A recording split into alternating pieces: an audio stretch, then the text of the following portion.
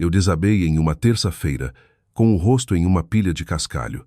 Meu capacete de construção rolou para longe, enquanto o sol escaldante do subúrbio de Moscou queimava minha nuca. Eu tinha 50 anos, trabalhava na construção civil por 500 rublos a hora, e meu corpo finalmente tinha desistido. A última coisa que ouvi antes de tudo escurecer foi alguém gritando: "Chame a ambulância, ele não está respirando." 2 anos atrás eu era vice-presidente de uma grande empresa de tecnologia em Skolkovo. Eu tinha uma sala de canto, uma carteira de ações e uma mansão na Rubliovka avaliada em 600 milhões de rublos. Eu tinha uma esposa que dizia que me amava e 3 filhos que me chamavam de pai. Agora, eu não tinha nada.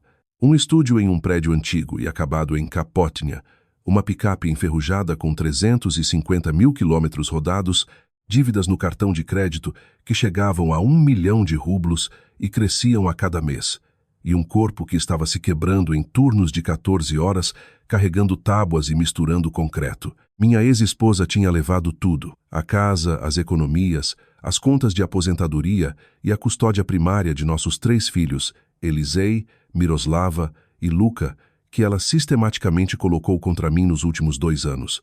"Você vai morrer sozinho e na miséria", disse Aglaya no dia em que o divórcio foi finalizado. Ela estava sorrindo quando disse isso. Aquele sorriso frio e satisfeito de uma mulher que conseguiu exatamente o que queria. Sobre a miséria, ela estava certa.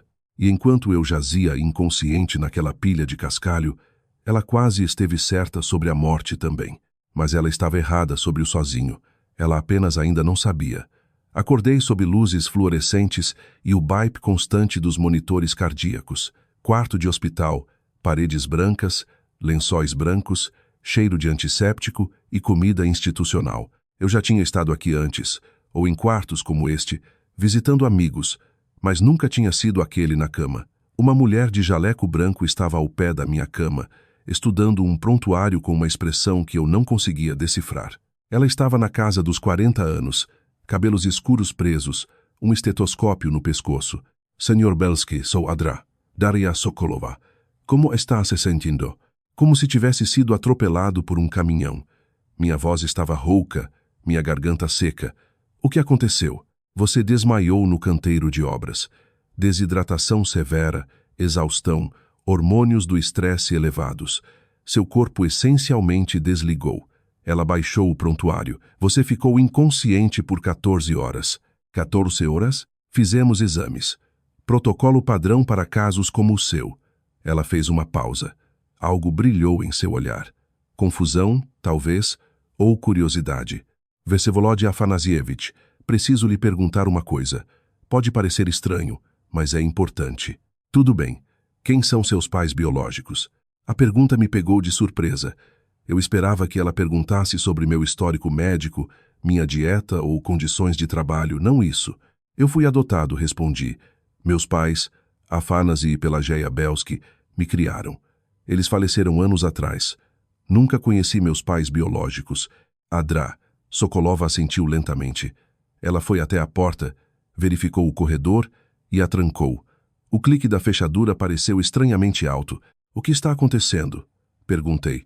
"Tem algo de errado comigo?" Ela voltou para o lado da minha cama, puxou uma cadeira e sentou-se para que nossos olhos ficassem no mesmo nível. "Vsevolod Afanasievich, eu também sou geneticista. Dirijo um programa de pesquisa aqui no hospital que estuda doenças hereditárias. Como parte do seu exame de sangue, passamos seu DNA por vários bancos de dados para verificar condições hereditárias e encontramos algo inesperado." Ela respirou fundo. "Seu perfil genético corresponde a uma entrada em um banco de dados de pesquisa médica privada. A entrada foi feita por um homem chamado Gennady Volkov. O nome não significava nada para mim. Quem é Gennady Volkov? O fundador da Volkov Promtech. Engenharia, contratos de defesa, aeroespacial, um dos homens mais ricos da Rússia. Nunca ouvi falar dele. O que isso tem a ver comigo?" "Adra." Sokolova inclinou-se mais perto. Sua voz caiu para quase um sussurro. "Sr. Belsky, Gennady Volkov era seu pai biológico. Ele passou 49 anos procurando por você. E quando ele morreu no ano passado, ele deixou toda a sua fortuna para você." Eu olhei para ela, certo de que ainda estava inconsciente. certo de que era algum tipo de delírio febril. Isso é impossível. Sou um operário de construção. Estou quebrado. Eu sou. Senhor. Ela colocou a mão no meu braço. Confirmei a correspondência de DNA 3 vezes. Não há dúvida. Gennady Volkov era seu pai e a fortuna dele. Ela me olhou diretamente nos olhos. Vsevolod. Sua herança está estimada em 300 bilhões de rublos. As horas seguintes foram um borrão. Adra. Sokolova trouxe um administrador do hospital, que trouxe um advogado, que trouxe outro advogado. Eles me mostraram documentos, certificados, decisões judiciais. Explicaram coisas que eu não conseguia processar. Trusts, propriedades, protocolos de herança. Gennady Volkov morreu em 2023. Seu testamento continha uma cláusula que chocou sua família, sua diretoria e seus advogados. Deixo todo o meu patrimônio, ativos, ações e investimentos para meu primogênito, Vsevolod, nascido em 1974, de Svetlana Polyakova. Se Vsevolod for encontrado após minha morte, o patrimônio será mantido em custódia até que sua identidade seja verificada por teste de DNA. Durante todo o ano passado, os advogados de Volkov estiveram me procurando. Contrataram detetives particulares, genealogistas, especialistas. Chegaram perto várias vezes, rastreando meus pais adotivos, encontrando registros de nascimento, mas sempre batiam em becos sem saída. O que não previram foi que o próprio Gennady Volkov tinha preparado um plano B. Anos atrás ele doou seu DNA para um banco de dados de pesquisa, o mesmo que o programa da DRA. Sokolova usava. Ele fez isso esperando que, algum dia, seu filho acabasse em um hospital onde fizessem testes genéticos. E foi exatamente o que aconteceu. Meu colapso no canteiro de obras levou ao exame de sangue, que levou à análise de DNA, que levou a uma correspondência no banco de dados, que levou a uma frase que mudou tudo. Senhor, o Senhor vale 300 bilhões. 2 bilhões de dólares em equivalência, para ser preciso. Foi o que os advogados me disseram quando o choque inicial passou. O espólio de Volkov incluía ações da Volkov Promtech avaliadas em 180 bilhões de rublos, propriedades imobiliárias no valor de 60 bilhões e carteiras de investimento totalizando 50 bilhões. Arte, colecionáveis e bens pessoais valiam outros 20 bilhões. Tudo meu. Se o teste de DNA confirmasse o que todos já sabiam, o teste foi feito no dia seguinte. Um simples suave bucal comparado com amostras de Gennady Volkov preservadas por seus executores. O resultado saiu em 48 horas. 99,9% de correspondência. Eu era filho de Gennady Volkov e agora era um dos homens mais ricos do país. Deixe-me contar sobre minha vida antes daquele quarto de hospital. Meu nome é Vsevolod Belsky. Nasci em 1974, embora não soubesse as circunstâncias do meu nascimento até muito recentemente. Fui criado por Afanasy e Pelageya Belsky em Nizhny Novgorod. Pessoas boas, simples, que nunca me contaram que eu era adotado. Descobri aos 18 anos, mexendo nos papéis da minha mãe após a morte dela. Uma certidão de nascimento com um nome diferente, registros de adoção, uma carta de um advogado mencionando um acordo privado. Eu não fui atrás. Afanasy ainda estava vivo na época e eu não queria machucá-lo cavando um passado que ele claramente queria manter enterrado. Depois que ele morreu, pensei em procurar meus pais biológicos, mas a vida entrou no caminho. Faculdade, carreira, casamento, filhos. Sempre algo mais urgente que o mistério de onde eu vim. Mudei-me para Moscou, após me formar na Universidade Técnica de Nizhny Novgorod. Consegui um emprego em uma empresa de tecnologia durante o boom digital, subi de engenheiro iniciante a vice-presidente em 20 anos, ganhei muito dinheiro, construí uma vida boa, conheci a Glaya Reis em 2000 em um evento da empresa. Ela tinha 22 anos, assistente de marketing, linda, ambiciosa e cheia de sonhos. Eu tinha 26, já subindo a escada corporativa. Casamos em 2002. Elisei veio em 2004, Miroslava em 2007, Luca em 2010. Compramos casas progressivamente maiores conforme meu salário crescia. Primeiro um apartamento no centro, depois uma casa geminada e, finalmente, em 2018, a mansão de 600 milhões. 6 quartos, piscina, uma vista incrível. Achei que tinha chegado ao topo. O que eu não percebi foi que Aglaia estava apenas esperando. A demissão veio em 2021. Reestruturação da empresa. Todo o meu departamento foi eliminado. Eu tinha 47 anos e de repente estava desempregado pela primeira vez na vida adulta. Achei que encontraria algo rápido. Tinha experiência, conexões, um histórico de sucesso. Mas a indústria de tecnologia tinha mudado. Queriam jovens, mais baratos, dispostos a trabalhar 80 horas por semana. Um vice-presidente de meia-idade com um alto histórico salarial era um passivo, não um ativo. Meses se passaram. Entrevistas que não davam em nada, rejeições que se acumulavam. Minhas economias começaram a diminuir, enquanto eu continuava pagando a hipoteca, as prestações do carro, a escola particular das crianças. A paciência de Aglaia durou cerca de 6 meses. Eu não assinei para isso, disse ela uma noite. Não me casei com um homem desempregado de meia-idade que não pode sustentar a família. Estou tentando, Aglaia. O mercado está difícil agora. Tente mais. Ou eu encontro alguém que consiga. Ela pediu o divórcio em 2022. O advogado dela era um tubarão, um dos mais caros de Moscou, pago com dinheiro que descobri mais tarde que ela vinha desviando de nossas contas secretamente há anos. Meu advogado era um conhecido, barato porque eu não podia pagar melhor, e incompetente. O acordo foi um massacre. Aglaia ficou com a casa, com a custódia primária de todos os 3 filhos, com pensões que me drenariam por anos, com metade das minhas contas de aposentadoria, contas que já tinham sido dizimadas por um ano de desemprego. Eu não fiquei com nada, nada além de dívidas, e um estúdio minúsculo em um bairro que cheirava a cigarro barato e arrependimento. Você vai morrer sozinho e na miséria, disse Aglaia. E por um tempo, pareceu que ela estava certa. A pior parte não era o dinheiro, eram os filhos. Elisei tinha 18 anos quando o divórcio foi finalizado. Velho o suficiente para escolher com quem morar. Ele escolheu Aglaia. Ou melhor, escolheu a mansão, o estilo de vida e o conforto. Eu não o culpo. Ele era jovem e não entendia o que estava acontecendo. Miroslava e Luca não tiveram escolha. Aglaia conseguiu a custódia primária e a usou para envenenar sistematicamente a mente deles contra mim. Seu pai nos abandonou, dizia ela. Ele era orgulhoso demais para lutar por vocês. Ele não ama vocês de verdade. Se amasse, ainda estaria morando conosco. Era mentira. Eu lutei o máximo que meus recursos permitiram, mas um advogado ruim contra um de elite não é uma luta. Quando a poeira baixou, a narrativa estava selada. Papai nos abandonou. Papai não se importa. Tentei manter contato. Ligava toda semana, mandava cartões, pedia visitas, mas Aglaia dificultava tudo.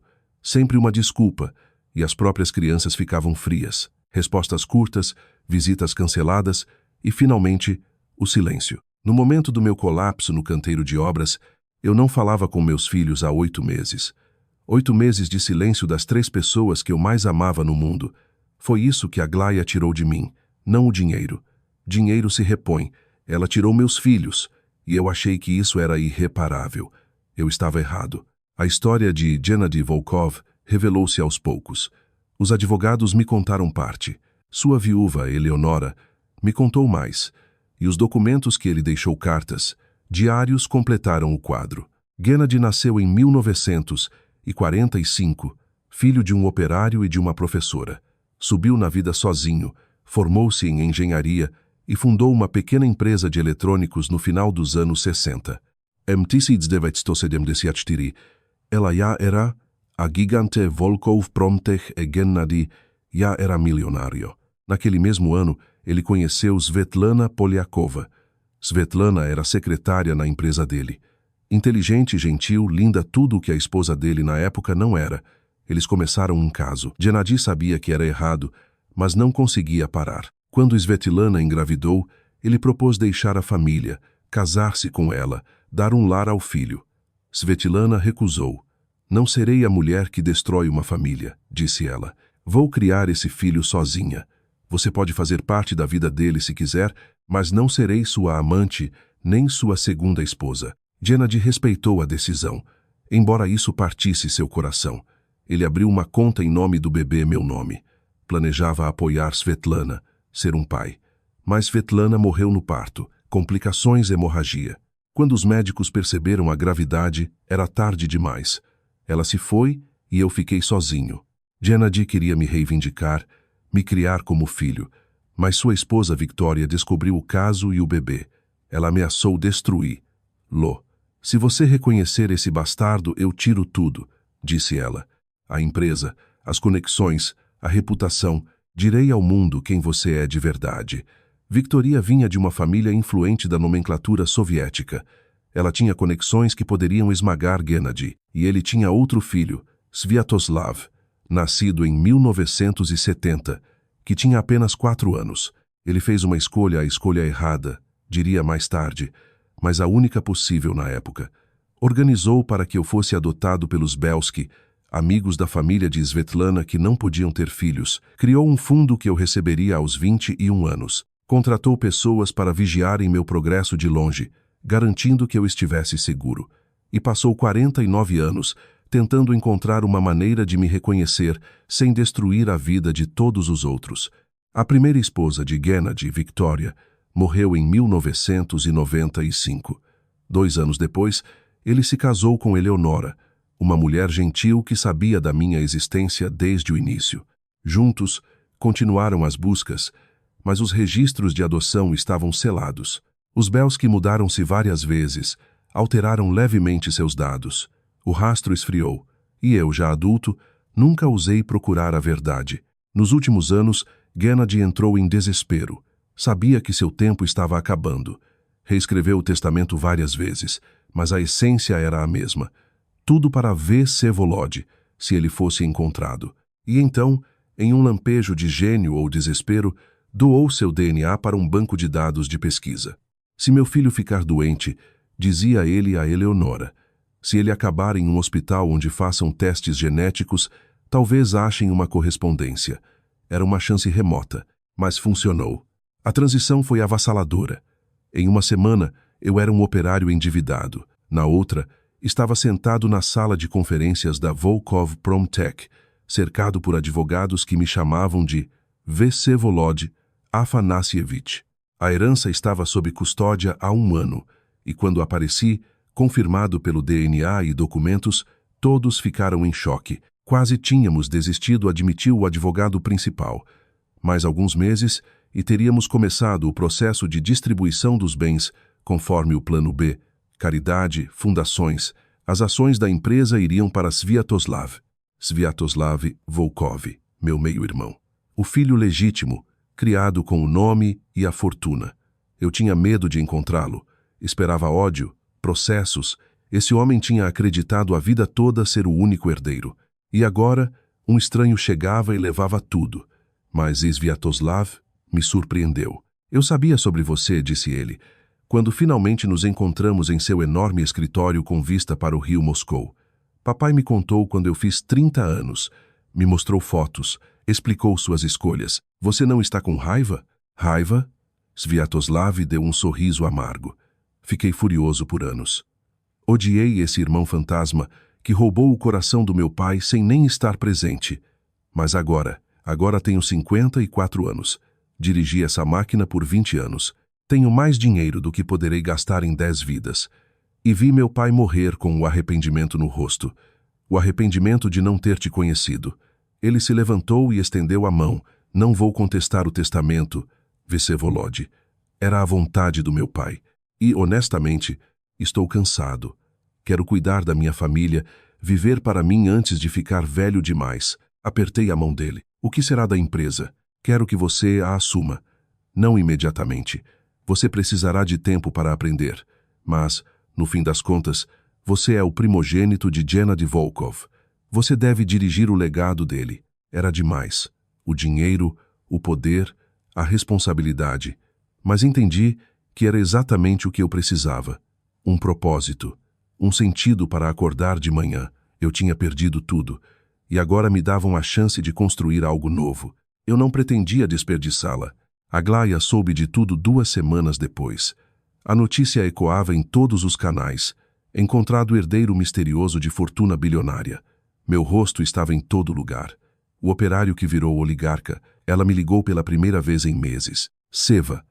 A voz dela era diferente. doce, melosa. A voz que ela usava quando queria algo. Eu vi as notícias. Não consigo acreditar. É maravilhoso. O que você quer, Aglaia? Quero falar sobre nós, sobre as crianças. Acho que cometemos um erro ao nos separarmos assim. Um erro? Estávamos ambos estressados. A demissão, as dívidas. Isso tirou o pior de nós. Mas agora que tudo está diferente, agora que eu valho 300 bilhões. Silêncio na linha. Depois, não foi isso que eu quis dizer. Foi exatamente o que você quis dizer. Minha voz era calma. Por 2 anos, sofri por culpa dela, mas não daria mais esse poder a ela. Você tirou meus filhos de mim, Aglaia. Você os envenenou com mentiras. Você disse que eu os abandonei quando sabia que eu trabalhava 14 horas por dia para pagar sua pensão. Seba, e eu posso explicar. Não pode. Meus advogados entrarão em contato para modificar as condições de custódia. Você não pode. O acordo foi definitivo. O acordo baseava-se em circunstâncias financeiras que não existem mais. Agora posso oferecer um futuro para as crianças muito melhor que você. E eu o farei. Adeus. Aglaia. Foi incrivelmente satisfatório. 2 anos de humilhações. E agora eu tinha força para consertar tudo. A audiência de custódia ocorreu em dezembro de 2024. Meus advogados eram os melhores do país. Eles apresentaram provas das manipulações de Aglaia, capturas de tela de mensagens onde ela forçava os filhos a me ignorarem, falcatruas financeiras no divórcio, depoimentos de psicólogos sobre a síndrome de alienação parental. A juíza não ficou impressionada com os argumentos de Aglaia sobre a estabilidade com a mãe. O Sr. Belsky não esteve ausente por escolha, cortou ela. Ele foi sistematicamente apagado da vida dos filhos. As provas de alienação são incontestáveis. Estou deferindo o pedido. Consegui a custódia compartilhada e o direito de ver meus filhos quando quisesse. Ao sair do tribunal, liguei para Elisei. Ele atendeu imediatamente. Pai. Oi, filho. Eu sei que tudo foi complicado, mas eu gostaria muito de ver vocês 3. Se vocês quiserem. Uma longa pausa. Uma voz tímida. Eu vi as notícias sobre meu avô e vi os documentos do tribunal. Eu fucei nos arquivos quando tudo começou. Vi quantas vezes você pediu visitas e como ela bloqueava. Meu fôlego parou. Eu nunca parei de tentar, Elisei. Nunca parei de amar vocês. Eu sei agora, disse ele, com a voz trêmula. Me perdoa, pai. Eu deveria ter perguntado eu mesmo, em vez de apenas acreditar no que me diziam. Você não tem que se desculpar. Você era uma criança. Você acreditou na sua mãe. É normal. Podemos começar de novo. Você, Miroslava e Luca. Sermos uma família de novo? Eu chorava, sem me esconder. É tudo o que eu sempre quis, filho. O reencontro aconteceu no Natal de 2025. Aluguei uma grande casa de madeira na Carélia. Nada supérfluo, apenas um refúgio confortável na floresta perto de um lago. Elisei veio da universidade. Miroslava e Luca foram trazidos sob a supervisão de um assistente social. Quando abri a porta e vi os 3 no umbral, Elisei, já adulto e sério, Miroslava, uma beleza com os meus olhos, e Luca, um adolescente desajeitado que cresceu rápido demais, não consegui dizer uma palavra. Apenas abri os braços e eles se jogaram neles. Ficamos assim por muito tempo, 4 pessoas chorando no ar gelado da Carélia. Senti sua falta. Pai, murmurou Luca contra o meu peito. Desculpa por não atender às ligações. Está tudo bem, pequeno. Está tudo bem. Mamãe dizia que você não queria falar conosco, mas as chamadas apareciam. Eu as via. Eu deveria ter atendido. Você está aqui. É o que importa. Miroslava afastou-se enxugando as lágrimas. É verdade sobre o dinheiro? Sobre o seu pai verdadeiro? É verdade. Então você é tipo um oligarca agora? Parece que sim. Ela riu entre as lágrimas. É tão estranho. Meu pai é bilionário. Meu pai operário que antes colocava bilhetinhos carinhosos no meu lanche. Eu ainda posso fazer isso, se você permitir. Ela me abraçou de novo. Acho que vou aceitar essa oferta. Passamos uma semana naquela casa. Cozinhamos juntos, assistimos a filmes antigos, falamos de tudo. Os filhos falavam da escola, amigos e sonhos. Eu falava do avô que eles nunca conheceriam e dos planos para o futuro. Nem tudo foi perfeito de imediato. Feridas de 2 anos não cicatrizam em uma semana. Havia silêncios desconfortáveis, velhas mágoas ressurgiam, mas estávamos juntos. Pela primeira vez em anos, senti que tinha uma família de novo. Passaram-se 2 anos desde o dia em que caí na construção. Tenho 52 anos. Vivo em uma propriedade na região de Krasnodar, entre os vinhedos que Gennady comprou há 30 anos e nunca teve coragem de vender. Tem 12 quartos e uma vista para o Mar Negro que me tira o fôlego toda manhã. Aprendi a dirigir a empresa. Não sozinho. Sviatoslav ficou como presidente de honra e a equipe de gestão conhece o negócio melhor que eu. Mas encontrei meu lugar, estratégia, visão de futuro. A Volkov Promtech prospera. Investimos em produção ecológica e tecnologias do futuro. Acho que Gennady teria orgulho de mim. Eleonora diz que sim. Meus filhos estão bem. Elisei terminou a faculdade e trabalha na empresa, do degrau mais baixo, sem privilégios. Ele fará o próprio caminho. Miroslava estuda no 1º ano de medicina em Moscou. Ela quer ser médica, como aquela mulher que mudou nossa vida com 6 palavras. Luca vive comigo permanentemente. Foi decisão dele, apoiada pelo tribunal. Ele se apaixonou por programação. Às vezes olho para ele trabalhando e vejo Gennady jovem, sedento por conhecimento e confiante de que mudaria o mundo. Talvez mude. Quanto a Aglaya, a vida foi dura para ela. O tribunal recuperou parte dos ativos que ela escondeu. As pensões cessaram. Sua reputação social ruiu quando a verdade sobre os filhos veio à tona. A última coisa que soube é que ela trabalha como corretora de imóveis e mora em um apartamento comum. Não desejo mal a ela, não desejo nada. Ela simplesmente não faz mais parte da minha vida. E está correto assim. Visito às vezes o túmulo de Gennady. Ele está enterrado no velho cemitério de Peredelkino, ao lado de Svetlana, minha mãe. Eleonora transferiu as cinzas dela para lá após a morte de Victoria. Ele queria que estivessem juntos, ao menos após a morte. Fico entre seus túmulos e tento imaginar-los, jovens, apaixonados, tendo feito uma escolha que ressoou meio século depois. Svetlana, achando forças para partir para não quebrar uma família. Gennady, procurando o filho por 50 anos. Eles não me viram crescer, mas me deram o principal, saber que eu fui desejado, que mesmo quando eu não sabia quem eu era, alguém me procurava, alguém me amava. Lamento não ter conhecido vocês, digo a eles. Obrigado por tudo. O vento balança as folhas e sinto que eles me ouvem. Tornamo-nos amigos da Daria Sokolova.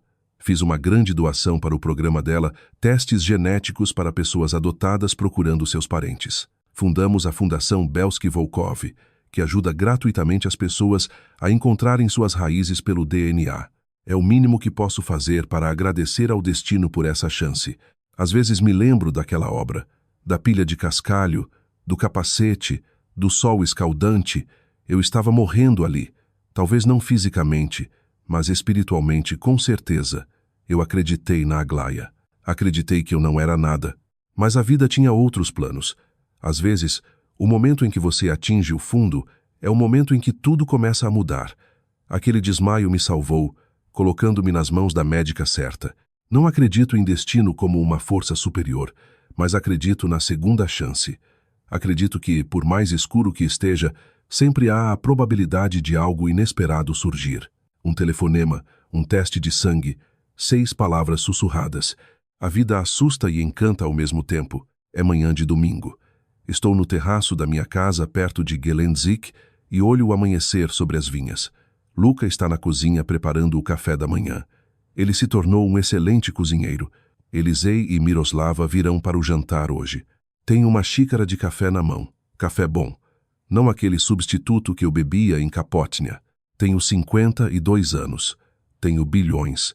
Uma empresa com o nome do meu pai e 3 filhos que me amam. E sou grato. Não pelo dinheiro. Dinheiro são apenas números. Sou grato pela possibilidade de consertar tudo, pelo fato de que mesmo aos 50 anos, a vida ainda pode te surpreender. Você vai morrer sozinho e na miséria, disse Aglaya. Ela errou. Como ela errou. Obrigado por ouvir. Conte isso a alguém que acha que tudo acabou. A alguém a quem fizeram acreditar que não vale nada. A alguém que tem 50, 60 ou 70 anos e acha que os melhores dias ficaram para trás. Não é verdade. Os melhores dias podem estar esperando na próxima esquina. Você nunca sabe quando um médico fechará a porta, se inclinará para você e dirá as palavras que mudarão o seu mundo. A queda pode ser o início do voo, o fim de um capítulo, o início de outro. Apenas siga em frente, porque em algum lugar lá fora, algo inesperado te espera. E talvez valha muito mais do que 3 bilhões. Luca gritou da cozinha. Pai, o café está pronto. Coloco a xícara na mesa e entro na casa. Para o meu filho, para meus filhos, para minha família. Dinheiro é bom. Casas e carros são confortáveis. Mas esse momento, esta manhã comum de domingo, o café com o meu filho é isso o que importa de verdade. Foi o que eu quase perdi. E é o que eu nunca mais considerarei garantido. O que temos hoje? Panquecas? Da sua receita? Da sua? Pai Luca sorri. Aquela mesma receita que você fazia quando eu era criança, antes de tudo dar errado.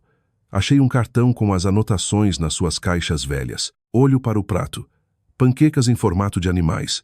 Um urso, um coelho, um pato. As mesmas formas que eu cortava para eles 10 anos atrás, antes da demissão, antes do divórcio, antes dos anos no vazio. Você lembra? Eu lembro de tudo, pai. Das coisas boas, com certeza. Aquelas que a mamãe tentava me fazer esquecer. Eu o abraço apertado. Esse garoto de 16 anos. O filho pelo qual eu tanto sofri. Eu te amo, pai. E eu te amo, meu filho. Mais do que você pode imaginar. Sentamos para tomar café. O sol inunda a sala. E a vida, minha nova vida, minha segunda chance, minha bênção inesperada continua.